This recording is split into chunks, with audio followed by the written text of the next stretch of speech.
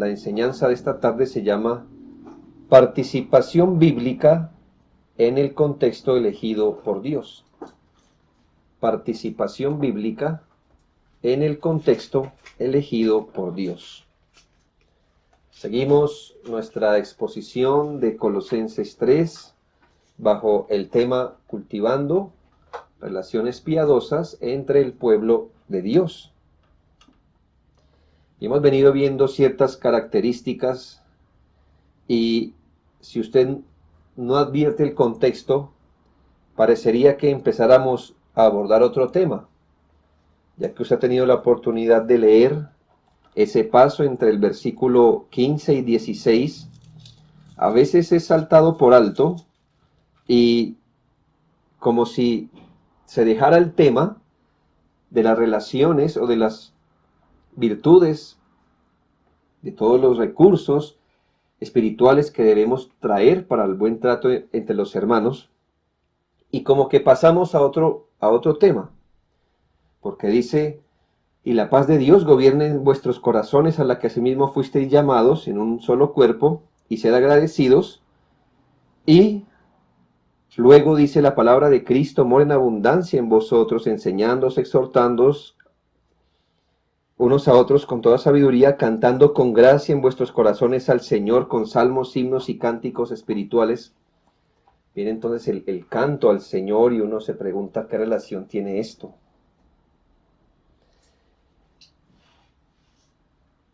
Aunque parezca extraño,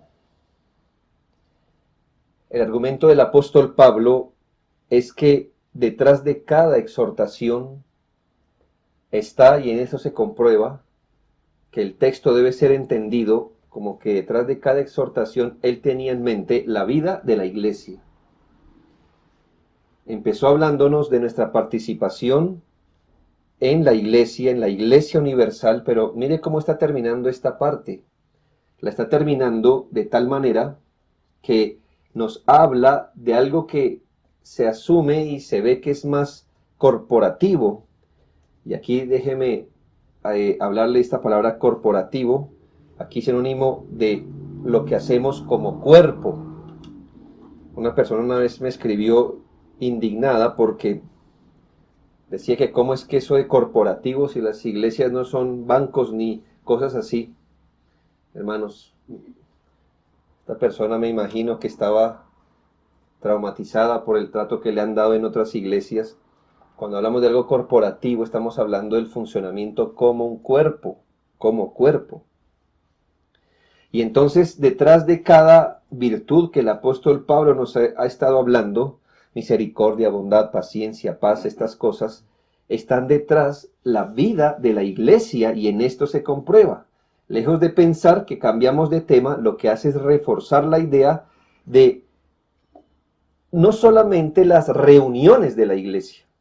Eso está ahí y vamos a comprobar que es muy claro lo que el apóstol Pablo dice, sino que también está atrás la vida de la iglesia, la vida de nosotros en virtud que somos iglesia. No, el apóstol no tiene en mente lo que los creyentes somos a nivel individual, sino lo que somos en las reuniones de la iglesia y lo que somos como iglesia, aun cuando no estemos reunidos, pero lo que somos, lo que se llama la vida de iglesia. Pues uno espera que la vida de iglesia no se acabe cuando se acaban los cultos. Los cultos expresan de mayor manera la vida de la iglesia, pero no es lo único. Cuando nos vamos, uno espera que los hermanos estén en comunión, en oración unos por otros, ¿verdad? Que cada hermano esté aportando desde su testimonio, sus palabras, para el enriquecimiento de la iglesia, para el buen testimonio y todas estas cosas que hacemos, ayudándonos, orándonos, hablándonos, exhortándonos, todas esas cosas que hacemos hacen parte de la vida de la iglesia. Por supuesto que no es un reemplazo de las reuniones de la iglesia, pero hacen parte de lo que es la vida de la iglesia. Dice un autor, y interesante, porque entre los comentaristas que consulté, parece que es el único que vio el punto, que no desligó el contexto. Y dice esto: la nueva vida del cristiano está escondida en Dios, pero continuamente se aprecia esa tensión que mientras en algunos asuntos se expresa su naturaleza malvada, al mismo tiempo se reviste de las virtudes espirituales movidas por el amor de Dios en su corazón. Y ahí está lo interesante que dice este autor. Este proceso ocurre dentro de la estructura de la iglesia local, pues Dios en su sabiduría ha decidido que nuestra santificación se efectúe con la ayuda de nuestros compañeros cristianos. Podría haber escogido otra manera y a veces nos entristecemos que Dios no haya escogido otra forma. Nosotros preferiríamos que los dones de Dios nos viniesen directamente de Él, no a través de otras personas que frecuentemente tienen tan poco tacto. Entonces, no estaríamos en deuda con ellas, pues preferiríamos estar solamente en deuda con Dios. Pero así no son las cosas, dice este autor. Por la elección deliberada de Dios, la santificación es un proceso colectivo que tiene lugar en una comunidad. Y aparte de circunstancias especiales, el camino cristiano a la santificación es en compañía de otros cristianos y con su ayuda. Que Dios nos ayude a entender su plan y a ser obedientes al mismo. Qué interesante. Pienso que él vio el punto. Vio el punto de lo que quiere resaltar el apóstol. El apóstol no está queriendo decir cómo es que nosotros vivimos la vida cristiana solitos, sin iglesia, sino miren lo importante, lo necesario, lo fundamental que adquiere la santificación aquí, y es que es un proceso no individual, sino comunitario. El Señor está aportando para que su iglesia crezca, madure a la estatura de Cristo. ¿Ha leído Efesios? Hasta que todos lleguemos a la unidad de la fe. Así que aquí no es, yo voy corriendo con mi Biblia, mi oración, mi Espíritu Santo, y voy corriendo solito, el que me esperó, el que no quiere correr hasta luego, nos vemos en el cielo. No, dice hasta que todos lleguemos a la unidad de la fe. Y los dones que dio Cristo a la iglesia, los dio para ayudar a la iglesia a que todos maduremos. El mismo apóstol en Efesios dice, yo oro para que todos podamos comprender conjuntamente cuál sea la altura, la profundidad, la anchura del amor de Dios que excede todo conocimiento. Porque ese énfasis del Nuevo Testamento a que nuestro cristianismo debe ser recorrido junto con otros. Como dice él, Dios se le ocurrió esto y nosotros hubiéramos preferido nosotros, nuestra Biblia, el Señor y vivir nuestra vida por fuera de una iglesia local. Es una gran debilidad de muchos cristianos en caso que lo sean.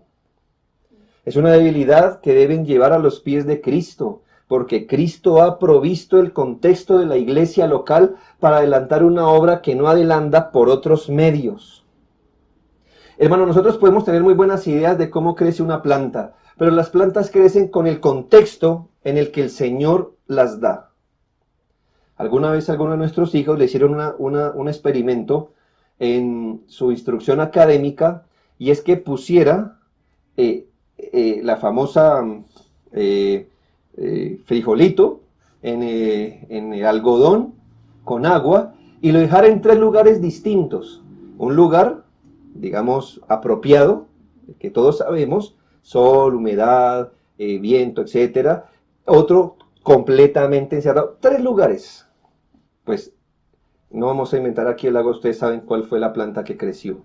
¿Cuál tenía el color de una planta? ¿Cuál creció sin el color de una planta y no tenía muchas raíces? Es decir, ¿para qué era eso? Para enseñarnos que las plantas crecen en el contexto adecuado, no en el que a nosotros nos viene a la mano. Usted puede tomar una semilla y decir, tengo este cofre de oro. ¿Es más caro el oro o la tierra? Pues es más caro el oro. Ahora ponga esa semilla en el contexto de unos diamantes, cierre eso y váyase y vuelva en un año a ver qué encuentra. Lo mismo.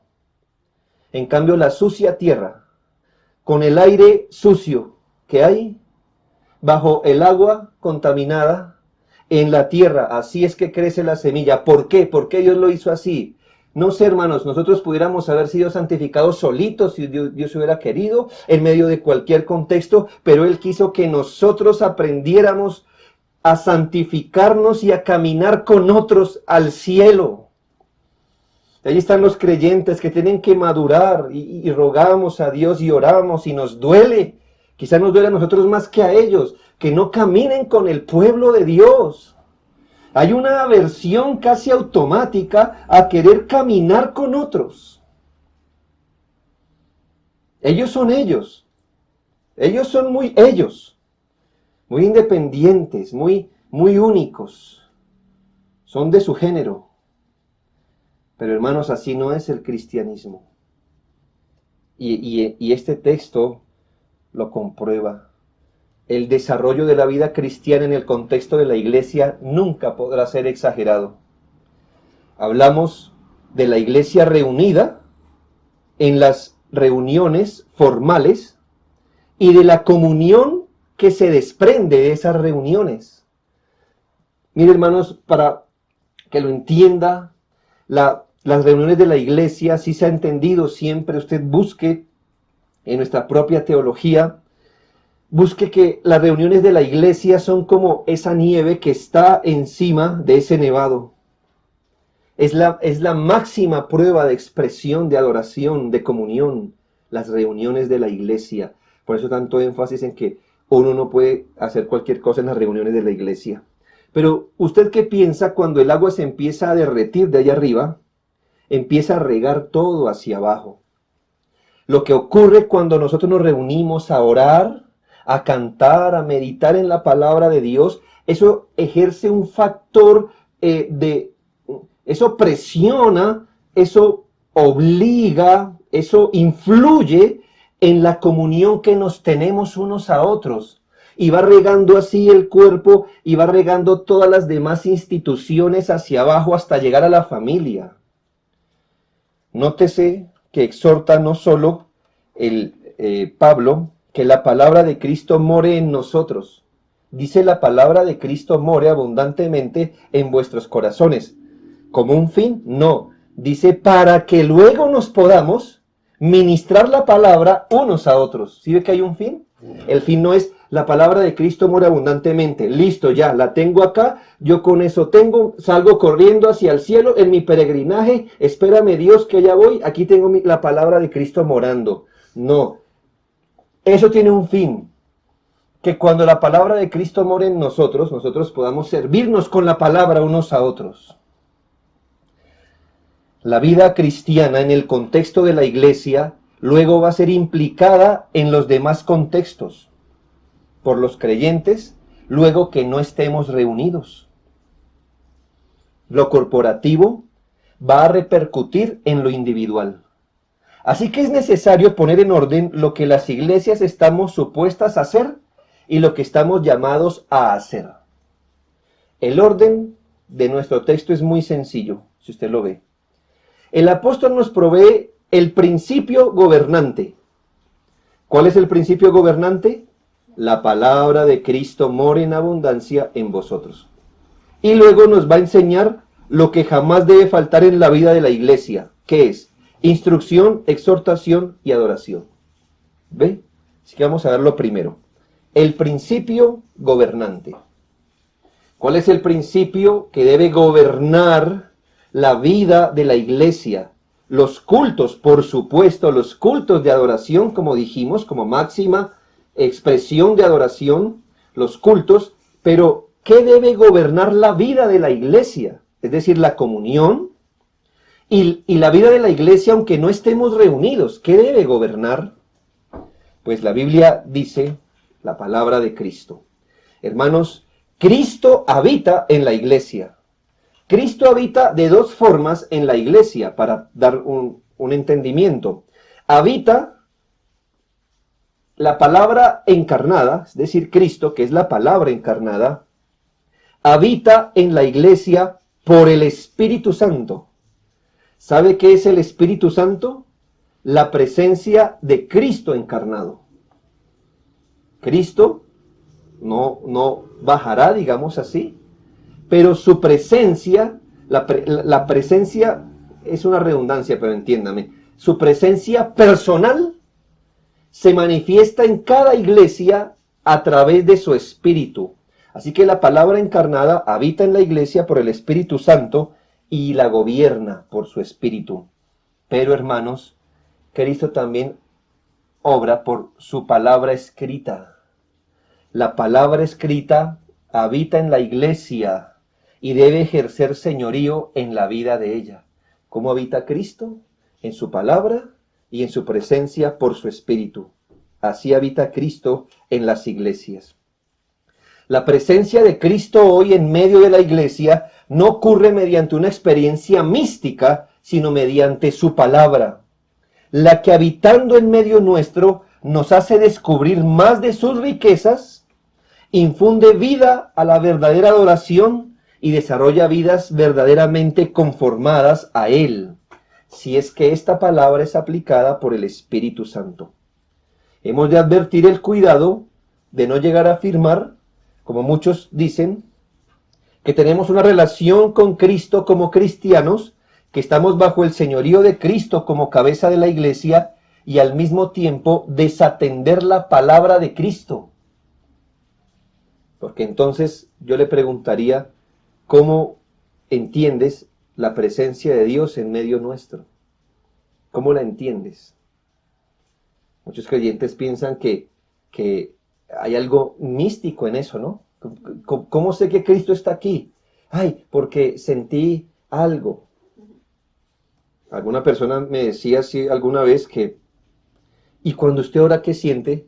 Yo no entiendo, no sé qué debería sentir. No, mire, yo sé cuando el Señor está conmigo, porque cuando Él está conmigo siento aquí que se me erizan los pelos aquí. Eso me dijo él. Yo decía, caramba, entonces nunca me ha visitado el Señor porque nunca se me ha erizado nada. Y entonces la gente realmente piensa que en las iglesias, si está la presencia de Cristo, entonces no sé, hay un calor, un lloro, un mareo, algo así. Cristo habita en la iglesia por su Espíritu y por su palabra, donde está su palabra, pero su palabra sin adulterar. Y esta palabra es aplicada por su Espíritu a la conciencia del hombre. Allí está Cristo, allí está la presencia de Cristo. Es algo por la fe, pero es cierto. Y entonces muchas personas dicen, ay, sentí la presencia de Cristo. ¿Y qué le enseñaron en el sermón? No hubo predicación. ¿Cómo es? No hay Biblia, no hay palabra escrita, pero dicen que está la presencia de Cristo. Eso no es más que misticismo. Desde la plantación de una iglesia que viene a través de la palabra, los hermanos que han ido siguiendo el curso de membresía, sabe cómo Dios llama a los suyos, los llama por su palabra. Desde la plantación de una iglesia, la vida de iglesia, la adoración en la iglesia, el trato en la iglesia, todo debe estar de acuerdo a la palabra de Dios y todo debe estar saturado de la palabra de Dios. Las iglesias debemos leer las palabras del Señor, predicar las palabras del Señor, explicarlas, aplicarlas, asumirlas, considerar sus implicaciones, extraer de ellas la base para nuestra adoración. Todas las congregaciones deben exhibir su honra a la sabiduría de Cristo al gobernarse por las palabras del Señor. Las iglesias deberíamos honrar la presencia de Cristo, las palabras de Cristo, cuando nos negamos a hacer lo que queremos y le damos paso a lo que Él dice en su palabra. Eso, por supuesto, no significa que en la iglesia debamos andar citando literalmente la palabra de Dios en cada asunto.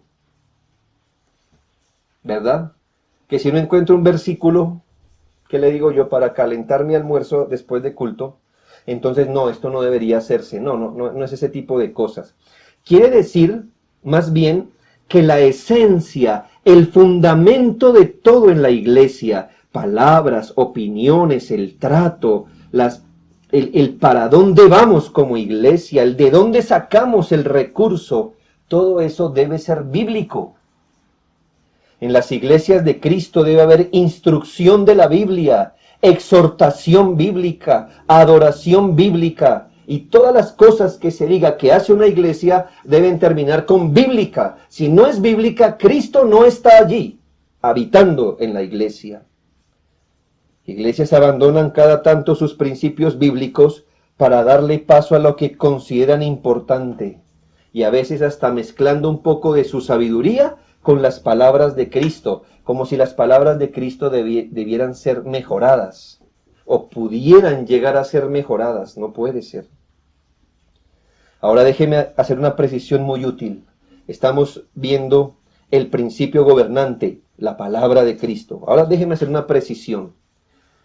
La palabra de Cristo es multifacética. No debemos restringir mucho esta expresión.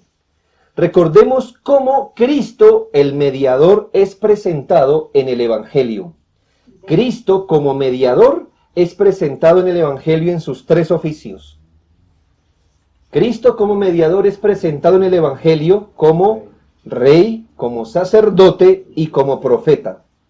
Ahora, no se me pierda en esta ecuación simple.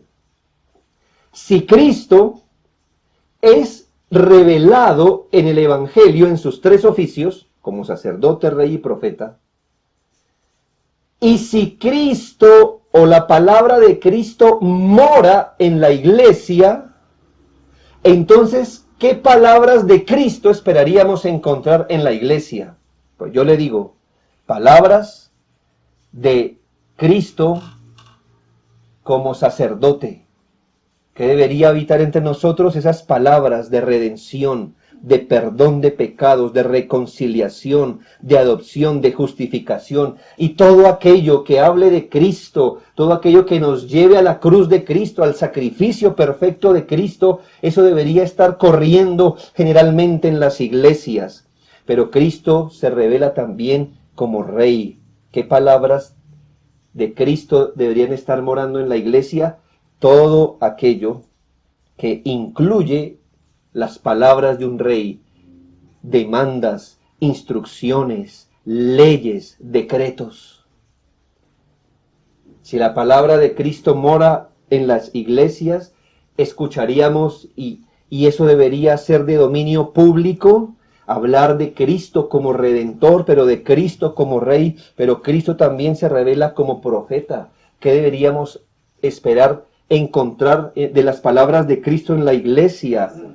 De exhortación, de instrucción, de mayor entendimiento de la palabra del Señor. La palabra de Dios es muy rica, y cuando dice la palabra de Cristo more en abundancia, no es una sola cosa, es decir, todo tiene que ver con la cruz, la cruz, la cruz, es el centro.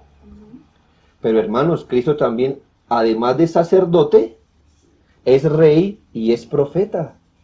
Y muchos dicen, uy, pero es que ya venimos estudiando los mandamientos de Dios ya muchos años. ¿Cuándo vamos a hablar del Evangelio? Hermanos, el Evangelio en un sentido nos habla de Cristo como sacerdote, y la ley de Dios nos habla de Cristo como rey. ¿Nota? La palabra de Cristo debe gobernar, debe estar fluyendo en las vidas, en la vida de la iglesia. La palabra de Cristo en sus muchas maneras debe abundar en nosotros. Porque usted lo leyó, ¿no? La palabra de Cristo abunde. Ya iré sobre esa palabra. Debe morar en cada uno. Y ese es ese aporte valioso que cada miembro hace en la iglesia. Qué interesante.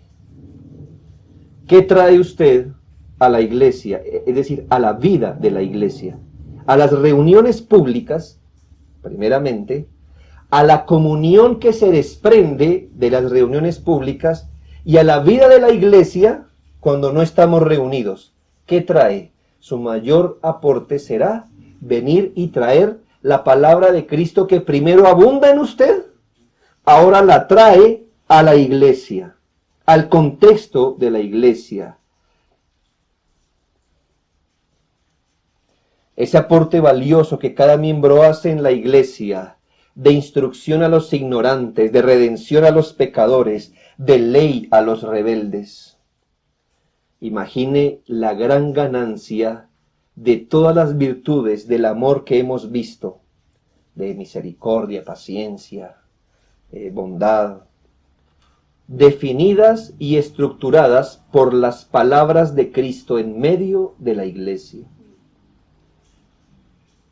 Entonces, hermanos, ¿no sería un adelante, hermano? Hágale fuerte, como dicen en México, échele ganas. ¿Sería algo más? Que mi pregunta es, Ah, ¿le quiere ministrar a un hermano? Muy bien. Las palabras de Cristo abunden. Si el hermano viene arrepentido por un pecado, quizá una ofensa que hizo con usted, algo que carga su corazón, yo espero que no diga usted, pues hermano, ¿qué le diré yo? Pues todos somos así, ¿no? Errar es de humanos, no. La palabra de Cristo debe abundar ahí. Entonces salen las palabras de Cristo como sacerdote.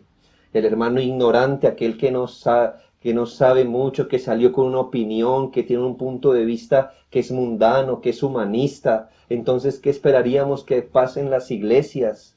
Entonces, que la palabra de Cristo abunde en nosotros. ¿Qué riqueza habría en las iglesias si nosotros abundáramos en la palabra de Dios en nosotros y así la ministráramos a otros? A la vez, ¿no cree que es un gran desafío, querido miembro de iglesia? ¿O quién será?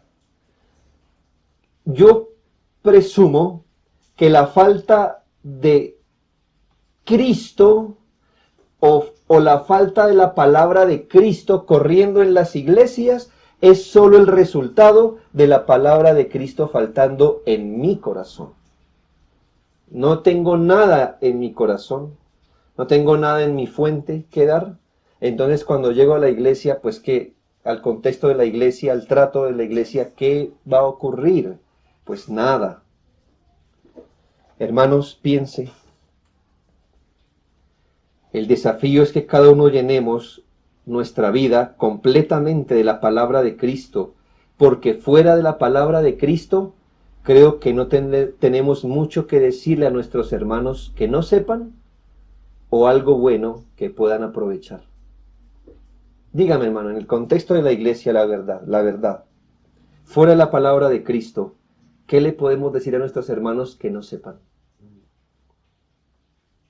O no tenemos mucho bueno que decir para el provecho real de ellos. ¿Recetas? Tasty por YouTube, 5 minutos, mejor que lo que dice su hermano. ¿Política? Me imagino que hay politólogos que le dan mejor al punto, ¿no? ¿Qué cosas podemos hablarnos para el provecho? ¿Qué cosas le decimos a los hermanos que ya no sepan? Fuera de Cristo, hermanos, no tenemos mucho que decir. No somos tan interesantes, la verdad. La iglesia no es el conjunto de personas que se reúnen para cualquier cosa, es el conjunto de personas que Cristo salvó y ahora su palabra mora en ellos. Cuando mora su palabra, Él mora en la iglesia. Habiendo visto el principio gobernante, vamos a lo segundo, los elementos en los que la palabra de Cristo debe fluir. Los elementos en los que la palabra de Cristo debe fluir. Entonces note, la palabra de Cristo more abundantemente en ustedes. Pero el apóstol no se quedó con esa aseveración tan general, sino nos enseñó que hay vías, que hay tuberías, por así decirlo, en los que la palabra de Cristo, o a través de los que la palabra de Cristo fluye en la iglesia. Así que la palabra de Cristo viene, pero viene a través, según el apóstol, de 3 elementos. Esos 3 elementos deben ser vistos como algo genérico, como algo más general que limitado. El texto es muy enfático en decir que la palabra de Cristo debe morar en abundancia. Es decir, ella debe estar en nosotros copiosa, amplia, generosamente. No se señala hacia la medida justa, es decir, uy, eso medio la palabra de Cristo. No. Esta debe ser tal que su peso quiebre todas las barreras, que tumbe todas las paredes, que profundice a lo más hondo. Más, las palabras de Cristo en la iglesia deben pesar más que el efecto que tuvo nuestra crianza, el efecto que tiene sobre nosotros la cultura y hasta nuestras idiosincrasias particulares. Es decir, debe ser tan fuerte la palabra de Dios que realmente venza cualquier cosa, cualquier aparejo natural que hay en nosotros. Déjeme hacer una ilustración. Hay iglesias pintadas con la palabra de Cristo, pudiéramos decir. Hasta podemos decir que los acabados de una iglesia, estoy hablando metafóricamente, pueden llegar a ser de las palabras de Cristo, pero eso no es lo que se pide. La misma estructura de la iglesia, los materiales de construcción y luego la pintura y los acabados deben ser de las palabras de Cristo. Es que, hermanos, a mí se me hace que muchas iglesias tienen una pintura superficial de las palabras de Cristo. Usted puede ir a alguna reunión y dice, no, esto es muy cristocéntrico. Espera la vida de la iglesia. Es solamente raspar un poquitico la pared para encontrarse qué hay detrás y se va a dar cuenta que era solo una pintura. Es pintura externa, porque el fundamento, lo fuerte, lo que sostiene la estructura, no es de las palabras de Cristo, es de sabiduría humana, pero lo pintan y lo pintan tan bien que uno es engañado a veces. No, las iglesias deben desde los cimientos, cada varilla, estoy hablando metafóricamente, cada estructura, lo que hay detrás, es de las palabras de Cristo y por supuesto, luego viene la pintura y los acabados y todo eso debe reflejar las palabras de Cristo corriendo en las iglesias. Miremos las tres vías por las que la palabra de Cristo debe fluir. 1. Instrucción o enseñanza, si quiere. La primera indicación de cómo debe abundar la palabra de Cristo está en el versículo 16. Enseñándoos. ¿Se nota? La palabra de Cristo more enseñándoos. Es decir, nos está dando la vía por la que la palabra de Cristo va a venir al contexto de la iglesia. La enseñanza o la instrucción.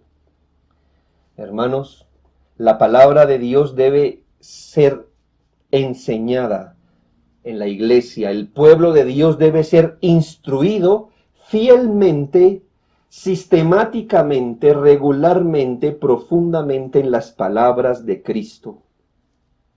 Recuerde el mandato a la iglesia de Cristo que se le dio en las personas de los apóstoles. Por tanto, id y haced discípulos a todas las naciones, bautizándolos en el nombre del Padre, y del Hijo, y del Espíritu Santo, enseñándoles que guarden todas las cosas que os he mandado. Las iglesias deben gastar su tiempo en enseñar, en instruir, en las palabras del Señor. Y esto se hace por medio de la predicación y la enseñanza de las Escrituras, hermanos. Ese es el centro, el corazón de una iglesia, la enseñanza, la predicación de la palabra. He aquí la fuente, el pozo del que salen las aguas de salud para la iglesia. ¿Sabe cuál es? El púlpito, hermanos. Pero no piensa en el objeto de madera. Estoy usando aquí una metonimia, es decir, llamando una cosa por el nombre de otra. Estoy hablando del púlpito como el ministerio de la palabra. ¿Sabe cuál es el pozo del que salen las aguas de salud para la iglesia? El púlpito, hermanos. El púlpito es el alma de la iglesia, el corazón donde se bombea el oxígeno de la iglesia. Es la predicación bíblica, profunda, sistemática, doctrinal, práctica. La palabra de Cristo debe abundar desde el púlpito, porque si la palabra de Dios no abunda en el púlpito, no abundará en ninguna otra, de ninguna otra manera en la vida de la iglesia. Hermanos, lo que pasa en el púlpito casi que se puede llamar un acto semanal. Es Dios dirigiéndose a través de un instrumento. Obviamente el instrumento es el que predica, pero si es fiel predicará la palabra de Dios. Es Dios dando sus palabras de sacerdote, sus palabras de rey, sus palabras de profeta. Es Cristo gobernándonos, es Cristo ejerciendo señorío, es Cristo reprendiéndonos, corrigiéndonos, aumentando, quitando. Eso es el púlpito en una iglesia, hermanos. Esa es la fuente, el corazón. Hoy día la predicación bíblica verdadera, la predicación que se extrae de los textos, que explica los textos, que aclara términos, que tiene sustancia, y luego esa predicación que aplica a la conciencia, esa predicación es bien rara y excepcional. Quizá a algunos hermanos cualquier cosa les suene predicación. Pero ese tipo de predicación, que es predicación bíblica, formalmente hablando, eso es bien rara. La mayoría de predicaciones, hoy solo, por un lado, van a la cabeza, en su mejor caso.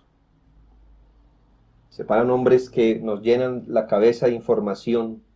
Se van desde los puritanos, los textos griegos, las vulgatas latinas, el texto Receptus, pasan así, que exégesis, la cultura, no sé qué, esto, todo muy bien, eso está perfecto, ¿verdad? Solo van a la cabeza, no calienta el corazón. Deja por fuera los afectos, no hay aplicación, no hay implicación. La mayoría de hombres en el ministerio en iglesias bíblicas está entrenado a mandar sermones por encima de las cabezas de todos. Es decir, qué bueno, me rozó aquí, pero no aquí. Es una forma de expresarlo, ¿no? Porque no sé dónde queda el alma. Tal vez no quede aquí. ¿Me hago entender? El punto es que estamos pecando desde el otro extremo donde peca el carismático, donde todas sus predicaciones se las afilan, es a las emociones, ¿sí se ha dado cuenta? Como que el punto a llegar son las emociones. Y entonces reaccionando, las iglesias que pretendemos ser bíblicas, todo lo apuntamos es a la cabeza, al cerebro. Hoy las predicaciones son verdaderamente superficiales y muy generales. Los maestros de las iglesias temen tocar los puntos medios y dejan desprovisto el corazón de Dios de sus demandas. Dejan a la persona casi igual, solo con más conocimiento, que si no es aplicado por el Espíritu, eso conduce al orgullo espiritual y a la confianza en sí mismo. Las predicaciones de hoy no son más que charlas en algunos casos, y yo no hablo de las maneras, hermanos, porque una persona no puede ser tan fogosa en el púlpito y aún predicar la palabra de Cristo fielmente. Hablo de lo que debería ser la explicación certera de un texto y la aplicación personal y a la conciencia de un texto. Eso es bien raro. Pero la palabra de Dios debe morar abundantemente allí. La verdadera predicación es aquella que deja a los hombres mirando a Cristo, sea en gratitud. Cuando se predica, usted puede volver a Cristo y decir, gracias, Señor, qué riqueza. O sea en urgencia pidiendo ayuda. Cuando a veces la gente dice, pero esta predicación me abrumó, como si eso fuera un pecado, esa predicación me abrumó, me hizo ver cuán insignificante soy, pues dele gracias a Dios, porque entonces usted se puede volver a Cristo como sacerdote y recordar, Señor, gracias, porque lo que no puedo hacer, que me dijiste que debería estar haciendo, no lo puedo hacer, por eso me acojo a Cristo. Ese es el punto. Sea volviéndonos a Cristo en su consuelo. De cualquier manera, la predicación deja a los hombres siempre mirando a Cristo. La predicación es irreemplazable para el propósito de llamar al pecador y de alimentar a los oyentes. ¿Lo sabía? Corresponde la predicación o la enseñanza a la dieta de la iglesia, sin la cual no somos más que personas aunadas con bonitos propósitos. La predicación con poder en el Espíritu es lo que fundamenta la iglesia. Primera los Corintios 15, 1, 2. Dice, además os declaro, hermanos, el Evangelio que os he predicado, el cual también recibisteis, en el cual también perseveráis, por el cual asimismo, si retenéis la palabra que os he predicado, sois salvos, si no creísteis en vano. ¿Nota el poder de la palabra predicada? Usted debe leer ese texto porque no dice, os declaro gente no creyente, no, dice hermanos. 1 Corintios 15, 1, 2, el evangelio que os he predicado, el cual también recibisteis, en el cual también perseveráis, por el cual asimismo, si retenéis la palabra que os he predicado, sois salvos, si no creísteis en vano.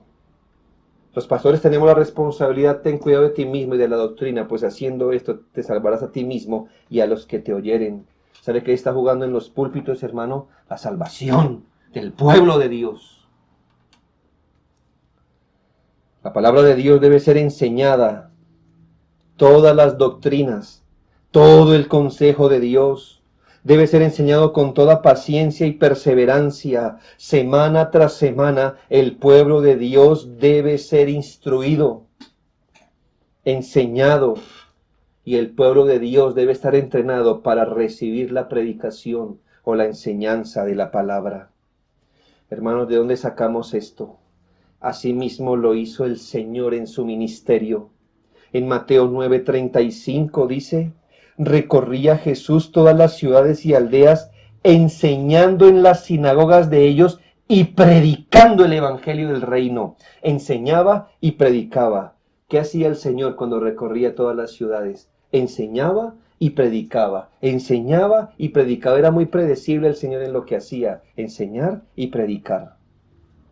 Este legado fue recibido por los discípulos del Señor, de quienes se nos dice en Hechos 5:42, y todos los días en el templo y por las casas no cesaban de enseñar y predicar a Jesucristo. ¿Por qué todos los días, tanto en el templo como en las casas, no cesaban de enseñar y predicar a Jesucristo? Porque es la vida de la iglesia, es el corazón de una comunidad llamada iglesia. Luego en Hechos mismo, en Hechos 15:35, dice la palabra de Dios: y Pablo y Bernabé continuaron en Antioquía enseñando la palabra del Señor y anunciando el evangelio con otros muchos. Yo solamente saqué estos 3 textos, hermanos, pero hay una gran cantidad de evidencia bíblica de cómo es lo que la iglesia hace, lo que los discípulos hicieron, lo que el Señor hizo. Las iglesias deben tener como un punto de su madurez llegar a tener un valor renovado por la predicación. ¿Sabe, hermanos? Gran parte de la obra del Señor en una vida es disponerlo para la predicación. Hágase ese test usted mismo en su corazón. No me lo revele a mí, no necesito saberlo, desde que usted lo sepa. ¿Y sabe cuál es? La disposición espiritual que usted tiene, no la curiosidad intelectual, la disposición espiritual que usted manifiesta cuando la palabra de Dios va a ser enseñada y predicada, dice mucho de su nivel espiritual. Esa disposición, esa hambre con que usted viene. Por esa puerta debe usted valorar esa puerta que abre la presencia especial de Dios en medio nuestro. Los creyentes deberíamos anhelar la palabra enseñada, predicada. Deberíamos, como Cornelio en Hechos 10:33, considerar que cada vez que se predica la palabra de Dios, uno está en presencia de Dios. Cuando Cornelio hizo venir a Pedro a su casa, él le dice: así que luego envié por ti, y tú has hecho bien en venir. Ahora pues todos nosotros estamos aquí en la presencia de Dios para oír todo lo que Dios te ha mandado. Un momento, dice la Biblia que Pedro fue a la casa de Cornelio. ¿Por qué Cornelio puede decir aquí estamos en presencia de Dios? Yo le voy a decir por qué. Porque cuando se predica la palabra, cuando se abre la Biblia para predicar, es el lugar donde cualquiera que esté se convierte en presencia de Dios. ¿Qué le he venido diciendo? Que la palabra de Cristo es Cristo morando. Y cuando esta Biblia se abre para ser predicada, ¿sabe qué se está poniendo en medio? A Cristo. Deberíamos orar para que todas las veces que termine una enseñanza de las palabras de Cristo lleguemos a decir como los caminantes a Emaús: ¿no ardía nuestro corazón en nosotros mientras nos hablaba en el camino y cuando nos abría las Escrituras? ¿No ardía nuestro corazón? ¿No ardía nuestro corazón? Y he aquí la conexión.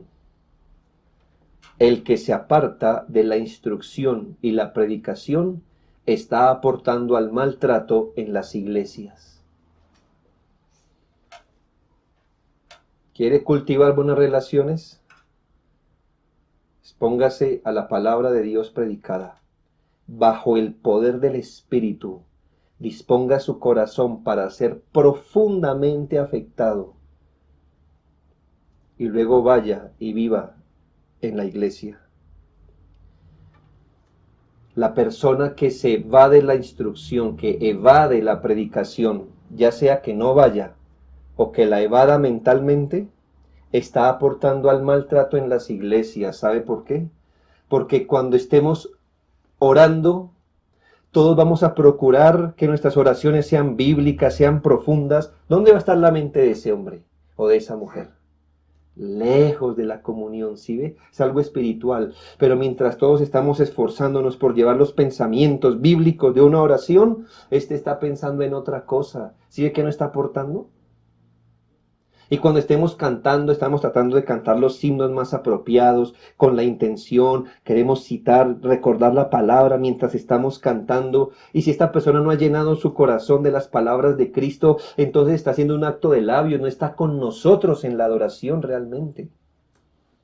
Y vamos a suponer que terminamos el culto y cuando nos vayamos a hablar, entonces, esa persona, ¿qué va a hablar? ¿Qué va a decir? ¿Cómo nos va a tratar? Si no ha estado expuesta espiritualmente a las palabras de Cristo. Esa es la mejor manera de tener un miembro en desunión y generando conflictos. Si Dios ha provisto este medio en el contexto que Él mismo eligió, palabra predicada en el contexto de la iglesia, el creyente debe participar espiritual y activamente. De no hacerlo intencionalmente, lo hace en detrimento de la iglesia. Segunda vía por la que corre la palabra de Cristo. Primero, la enseñanza o la instrucción. Segundo, la exhortación. ¿Qué dice el versículo 16? Y exhortándoos unos a otros en toda sabiduría. Si ve la otra vía, la primera, central, la predicación. Pero aquí hay otra, hermanos. La exhortación unos a otros en toda sabiduría. Pues parece que la enseñanza y la predicación solamente algunos varones piadosos lo pueden hacer de forma regular, de forma pública, sistemática. Sí, está bien, pero aquí, hermano, el asunto ya se convierte en algo más popular, más de todo el pueblo, por así decirlo. Y es que todos los creyentes debemos hacer correr la palabra de Cristo como exhortándoos unos a otros en toda sabiduría. La palabra original para exhortación significa poner en la mente algo. Eso significa exhortar. Ponerle en la mente algo.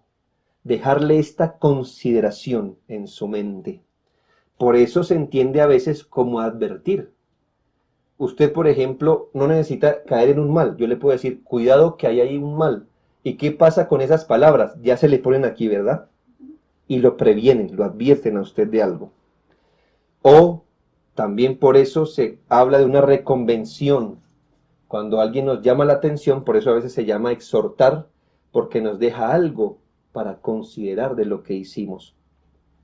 Hermanos, la palabra de Dios debe gobernar la iglesia, el trato y el consejo entre hermanos, lo que significa aplicar con destreza las palabras de Cristo a las miles de demandas que se presentan. La responsabilidad, mire, de quienes componen una iglesia. La palabra de Cristo debe gobernar, sí, por supuesto.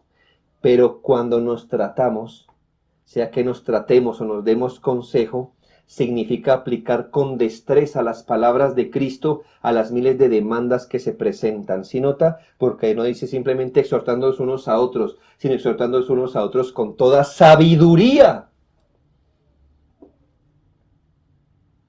Y prefiera, si no sabe un buen consejo, prefiera orar que dar un mal consejo, ¿sabe? Usted debe reconocer sus limitaciones. Si en esta ocasión no tiene algo bíblico que decir, prefiere abrazar a su hermano y orar y decirle, hermano, siga buscando consejo. Yo en este momento no puedo, no sé qué decirle. Pero nunca dé un consejo por fuera de lo que Dios mandó, de lo que Cristo manda, de lo que Cristo pone en los hombros de la iglesia. Y al hacerlo hay que hacerlo con toda sabiduría. Hay que aplicar la palabra de Dios con destreza, hermanos. Esa no es solo función de los ancianos, se supone que ellos lo hacen con destreza, pero entre hermanos nos debemos ayudar a esclarecer la palabra y ayudarnos a aplicarla cuando al otro hermano le falte la habilidad para que llegue a poner por obra las palabras de Cristo. Y debemos ayudarlo, pero con sabiduría. Aquí la palabra dada por el Señor en toda sabiduría indica que es como la medicina, hermanos. El hecho que yo tenga aquí una medicina, ¿verdad?, que sirva para el dolor de cabeza, no me autoriza a dársela en proporciones inadecuadas. Entonces yo no puedo decir eso. ¿El hermano tiene dolor de cabeza? Sí. Este frasco dice para el dolor de cabeza. ¿Cuánto tiene, hermano? ¿Mucho o poquito? Mucho. Entonces tómese 10. ¿Ve? Lo hace con buena intención. Parece que hizo algo bueno. Porque si él tiene dolor de cabeza, yo diría, una pastilla le hace bien. 2 le harán mejor. 3 mejor. 4, 10 le quita. Lo mata, hermano. Y déjeme decirle que a veces así nos exhortamos, somos a veces tan superficiales y livianos, que enviamos a los hermanos, los animamos en cosas que no deberíamos animarlos, y los desanimamos en cosas donde debieron ser animados. Pero es que aquí dice la Biblia, sí, pero lo aplicó mal, amigo, porque dice, exhortándose unos a otros en toda sabiduría. Toda sabiduría. Medicina bien prescrita, eso significa Biblia bien interpretada, Biblia bien aplicada.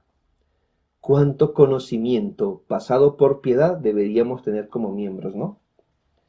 Romanos 15, 14. Pero estoy seguro de vosotros, hermanos míos, de que vosotros mismos estáis llenos de bondad, llenos de todo conocimiento, de tal manera que podéis amonestaros, y usa la misma palabra, amonestaros los unos a los otros. ¿De qué debe estar lleno un hermano para amonestar o exhortar al otro? De toda bondad, pero eso no basta. De todo conocimiento. Hermanos, de muy buena intención nos podemos hacer daño. Por eso toca bondad y conocimiento. Tampoco solo conocimiento, frío, sin bondad. Bondad y conocimiento, estáis llenos de eso de forma que ya se pueden amonestar entre ustedes. Qué bien. Las relaciones armónicas de verdad piadosas en las iglesias, no la amistad normal o con pinchería, sino la comunión verdadera, debería proveer la plataforma para podernos enseñarnos y corregirnos unos a otros. Esas relaciones armónicas, estar tan cerca de los hermanos en comunión, debería no ser un fin en sí mismo, sino debería proveernos la plataforma para enseñarnos y corregirnos unos a otros. La amistad nunca es un fin en sí mismo, siempre debe ser un medio para influir a mis hermanos con las palabras de Cristo desde ese lugar privilegiado que me concede su amistad. Más confianza con un hermano significa estar más cerca de su corazón, pero no para aprovecharme de ello, sino para servirle mejor. Pero note, debe haber instrucción de las palabras de Cristo, entendimiento, y luego con sabiduría nos exhortamos. Esto no desconoce el papel de los pastores, por supuesto, pero anima a los creyentes a llevar las cargas los unos de los otros, como dice Gálatas 6:2, sobrellevad los unos las cargas de los otros y cumplid así la ley de Cristo.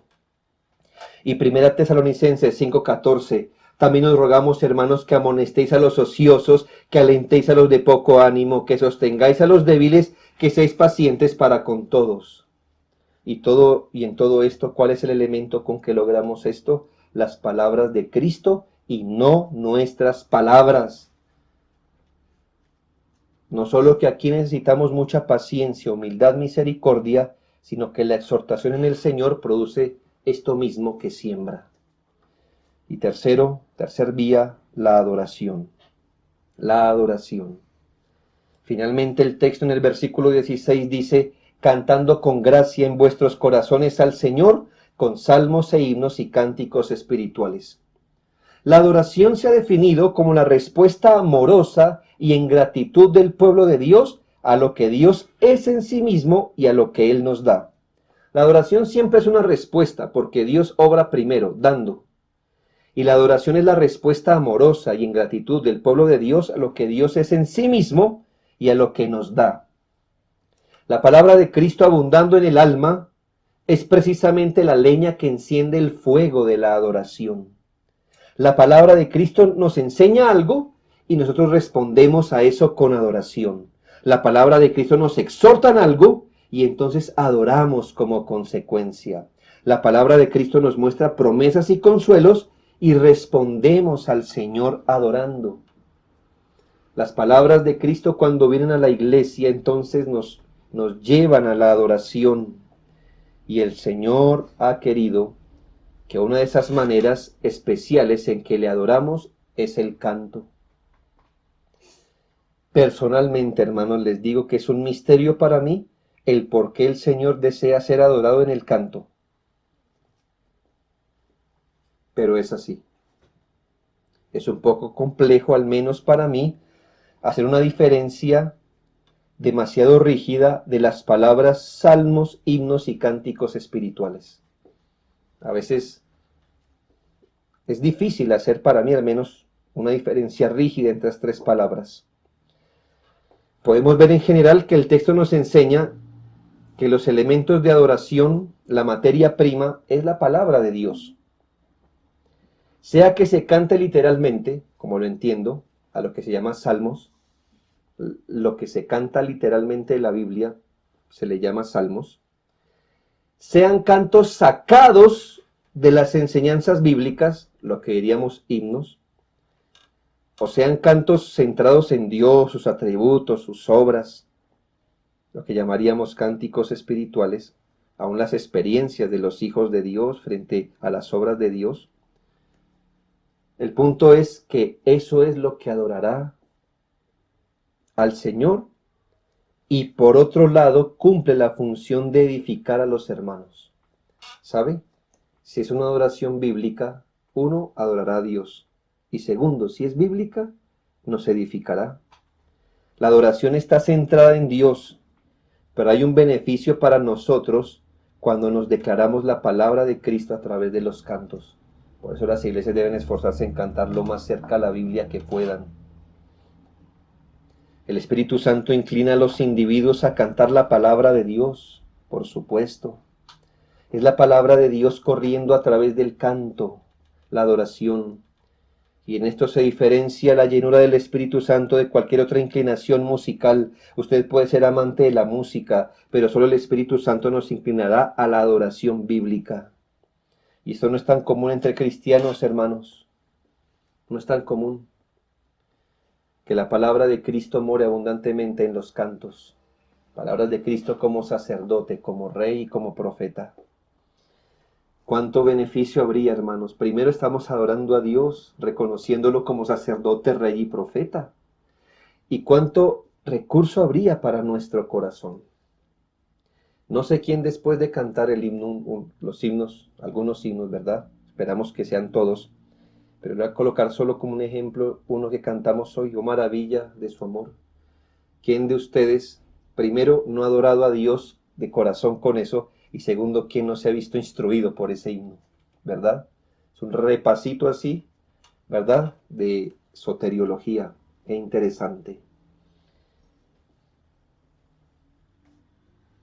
Se necesita del Espíritu Santo, por supuesto, para que incline a la iglesia a cantar la Biblia. Y ese debe ser el criterio del por qué cantamos lo que cantamos. No confunda entonar un himno con adoración. Cualquiera que sepa leer y seguir una melodía puede entonar un himno, pero eso, la adoración es más un asunto de corazón persuadido por la Escritura, admirado con la palabra de Dios y respondiendo afectuosamente a Cristo. Los hermanos deberíamos estar un poquito menos pendientes de si damos o no con la nota, para dar paso a gargantas que canten con gozo, con fuerza, si es que eso refleja su ser interior. Los himnos deben ser cantados con introspección, con admiración, con regocijo. Cantar es un privilegio que el Señor nos da. Un instrumento solo da música, pero la garganta da música junto con palabras. Qué interesante, ¿no? Dios nos hizo así. El pajarito solo da melodía, ¿verdad?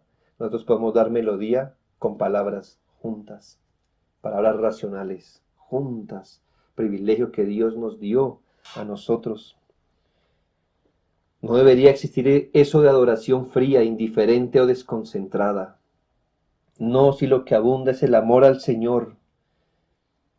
Y este no vendrá si no tenemos la palabra de Cristo abundando en nosotros, aún en nuestros cantos. El canto no es una exhibición de nuestras gargantas, es una exhibición de lo que está lleno el corazón.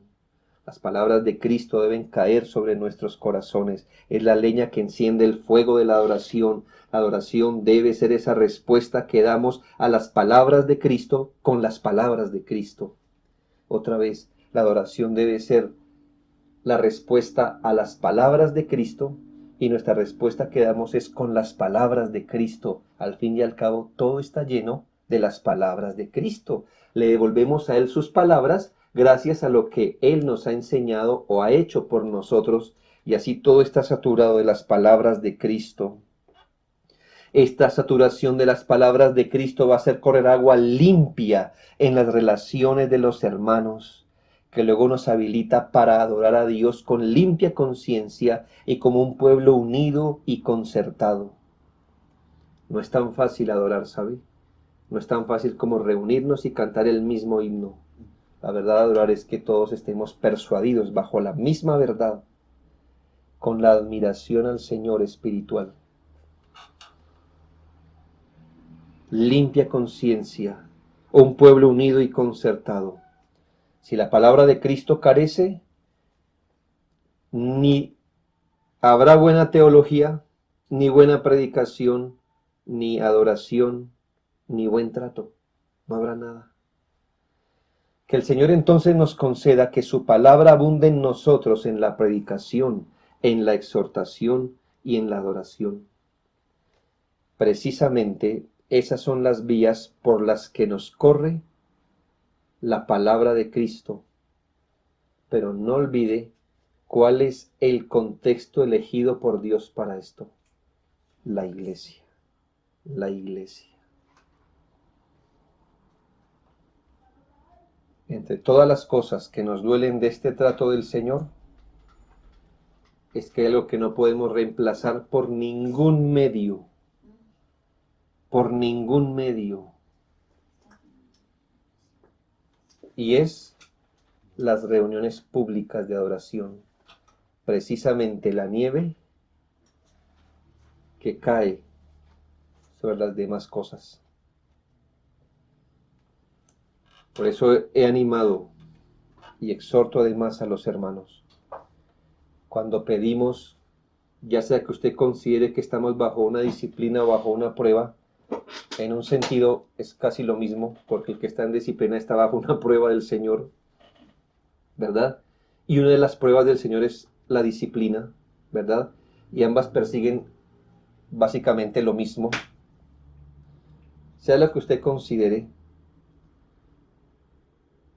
nunca olvide que es Dios quien se inventó la iglesia y sus reuniones, no nosotros. Y cuando le pedimos al Señor, déjanos reunir, por favor, le estamos pidiendo lo que Él inventó. No crea que se pasó al pedir eso. No tenga miedo al pedir eso, porque Él se inventó eso. Y Él lo inventó, entre otras cosas, primero para su gloria, pero segundo, para nuestra santificación. Ahorita somos la matita que está en su algodoncito,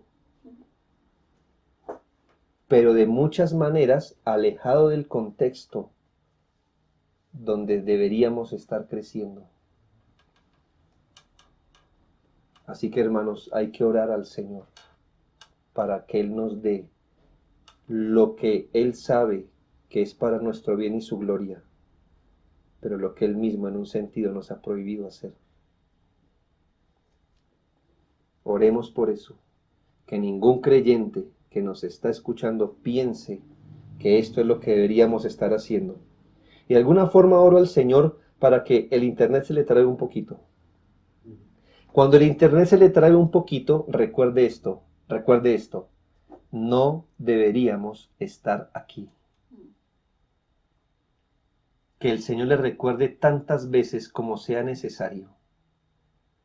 Cuando el internet se le trabe, usted diga, pero ¿qué pasa con esto? ¿Qué pasa con esto? Recuerde que es que no deberíamos estar aquí. Deberíamos estar unidos en nuestras iglesias locales, sirviendo al Señor de corazón. Pero es que lo hacemos y lo queremos nosotros, no porque se nos ocurrió a los mejores de nosotros, es porque Él se lo inventó. Él fue el que dijo, mirad cuán delicioso es habitar los hermanos juntos en armonía. Es como el óleo que baja desde la cabeza de Aarón, figura de Cristo. Mire dónde baja la bendición de Dios, desde la cabeza y rocía todas las vestiduras, es decir, baja de Cristo a su iglesia, porque allí el Señor envía bendición y vida eterna. Allí. El inventó fue Dios, no nosotros. Así que vamos con sus palabras y le decimos, Señor, tú mismo que celas tu gloria, tu alabanza, tu adoración, tú que inventaste la iglesia, tú le diste forma, de la sangre de cordero salió la iglesia, tú que instituiste a la iglesia y las iglesias locales para tu adoración, permítenos volver a reunirnos allí, porque es allí donde nos quieres, en sentido regular, a menos que el Señor nos esté tratando fuertemente, que también lo hace el Señor. Así que nunca se acostumbre a esto. Tómelo con acción de gracias, porque imagínese sin esto. Pero no es donde deberíamos estar hoy. Deberíamos estar en presencia de Dios, junto con el pueblo de Dios. Cuando tengamos esa oportunidad de reunirnos todos, yo espero que el Señor haya tratado tanto nuestros corazones, que los cantos que cantemos salgan de donde debieron salir siempre, del corazón. Y que cuando estemos bajo la predicación, esta vez realmente no haya nadie quien se duerma. Y todos los ojos estén expectando cada palabra, copiándola y grabándola en el corazón. Y cuando se termine el culto, hay una comunión más real y viva. Que el Señor obre para que eso sea verdad. Así es que Dios obra en nuestra santificación. Sigamos perseverando, hermanos. Con ese sentido agridulce, seamos agradecidos con Dios y esperemos, como les dije esta mañana, esperemos de Dios lo mejor. Usted no puede esperar de Dios menos que eso. Jamás piense de Dios menos. Piense de mí menos. Piense de usted menos. Piense de su cónyuge menos. Pero de Dios siempre espere lo mejor. Con tremendas cosas nos responderás tú en justicia, oh Dios, de nuestra salvación. Oremos.